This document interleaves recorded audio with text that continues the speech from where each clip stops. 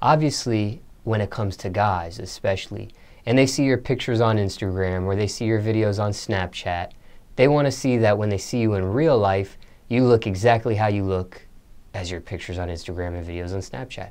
What's the reaction you get when people finally see you in real life? What do they say? What's the response? To be honest, they say that I look better in person. My curves and everything just shows better in person, and they love the fact that I am natural.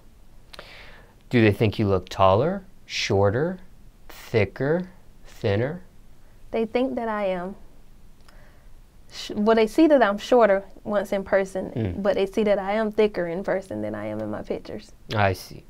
Now, what's your opinion of social media at this point? I feel like with social media, you can get the best out of it if you're using it the right way, and you can get the negative out of it if you're looking at it the wrong way. But social media is basically taking over the world right now. So it's either you get tuned in or you just stay behind. Has it played a role in your success? It has. It's made me a better person, for one, because I pay attention to the feedback. I see what I need to work on, what I don't need to work on. I don't get caught up in most of it. A lot of my DMs and stuff, I kind of ignore them. I do read them, though. So I look at everything, even all the crazy pictures, but I don't get caught up in it at all. When it comes to social media, what's your biggest pet peeve with it, if anything? What bothers you the most about it? My biggest pet peeve is when people take it the wrong way. Like, get what you can get out of it and just keep it moving. Like, I know everybody has their own opinion on different situations, but you should get to know a person before you just judge them off of a social media page. Now, how do you deal with negative or hateful comments online? I ignore them. Sometimes I do like to try to clap back, but I'll find myself sending a message and about to tag them, and then I'll just find myself hitting the back button, just backing out of it, like, whatever. Block people? I block some crazy people, but I can take a lot of heat, so I don't really block many people. What would it take for somebody to be on your block list? What's something that they would have done that would have, you know? It would really have to take somebody just constantly at my neck every single day for me to block them. Delete comments, turn comments off? I haven't deleted. When I first started, I did delete a lot because I like to go back to my pictures and look at my comments and just watch what people say. And there's certain stuff I don't like to see, so I don't delete it anymore, but at first I did. What about death threats? Has social media comments ever gotten that far for you, where you've received death threats online?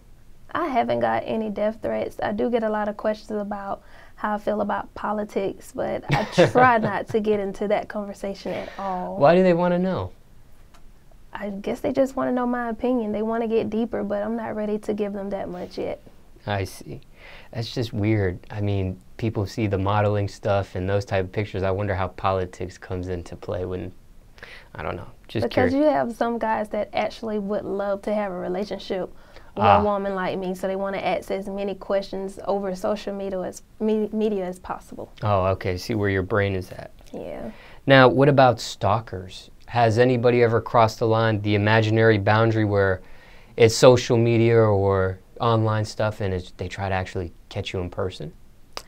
I had just like, I would say one, where I was at like this little ice box, get some ice, and this guy came and tapped on my car window, and he was like, "Hey, you're that girl, and I was like, "I don't know what you're talking about." And he was like, "Yes, you are, let the window down." I had the window like cracked just a little bit, and he was like, "Let it down some more, who you think you are?" And I was like, "Oh my God, I can't do this." So that was the worst encounter I ever had with anything dealing with social media.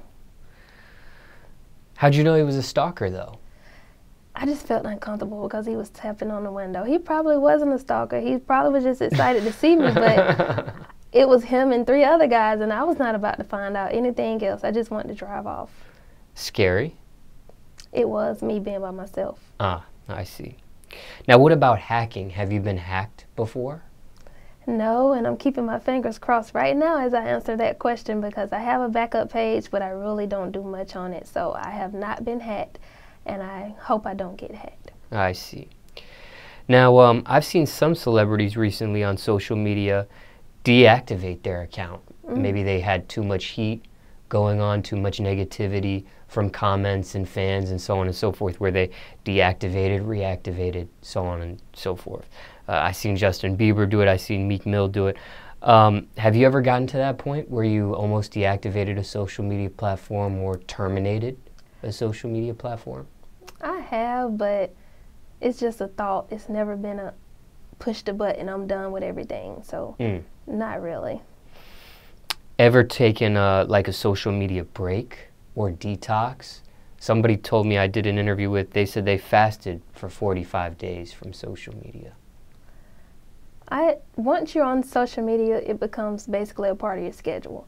So I do kind of fall off schedule a lot with my social media page, but it kind of gives my followers a chance to miss me, and when I'm back, they're ready to see what it is I'm offering them this time.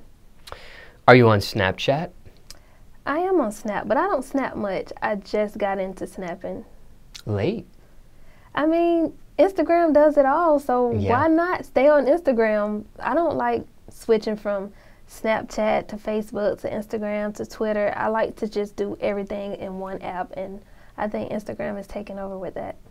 Do you use Instagram stories, which is something very similar to Snapchat and what Snapchat does? Yes, I actually use Instagram stories more than I use my Snapchat.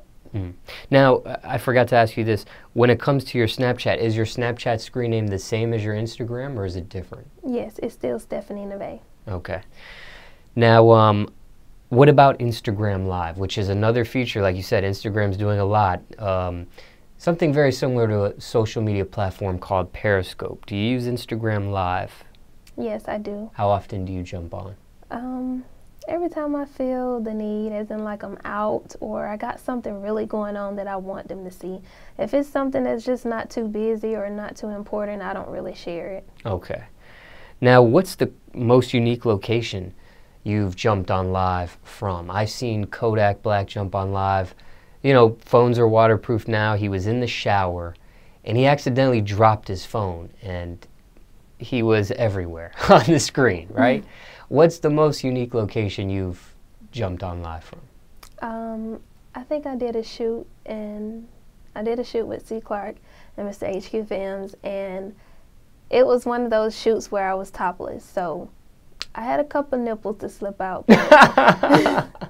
That's like the most it's been. I know, like when you post pictures that could, you know, be close to that reporting boundary, and some people can report and do stuff like that and cause trouble for a social media platform like Instagram. Does jumping on live and a nipple slipping out or something like that, can that cause maybe your profile, something bad to happen to your profile, stuff like that, or? Well, it didn't affect me at all. I was like, oh well, but no one reached out. A lot of my pictures really don't get reported neither. I probably had like one picture, but I did have a video once to get reported, and it blocked me from Instagram for almost like a month and a half, and I was going social media crazy. I couldn't do anything. I couldn't post. I couldn't post videos. My link with my website and my photographer website was blocked because the video, it was sexy. That's all I can say. It was just too much for IG. And how did you get it back? It was just a wait and see type of thing? It wasn't a wait and see. It was one of those every now and then, like I'll give up on it and I'll go back to it. And my photographer, he discovered it one day and he hit me up and he was like, try this. And we all tried it because it had all our pages blocked. Like we was thinking that somebody was after us, like what's really going on? So he tried it, he told me what to do, and we was back at it, and I have been going hard ever since. Now, with all these social media changes, like we talked about, Instagram's implementing a lot of what other people are doing into their own, you know, platform. Do you think Twitter can still survive? I would say it can, but Instagram is taking over, and I'd rather it be just one social media page than all these different pages, different logins, because it's hard to keep up with all of them. Do you still tweet? I don't tweet at all.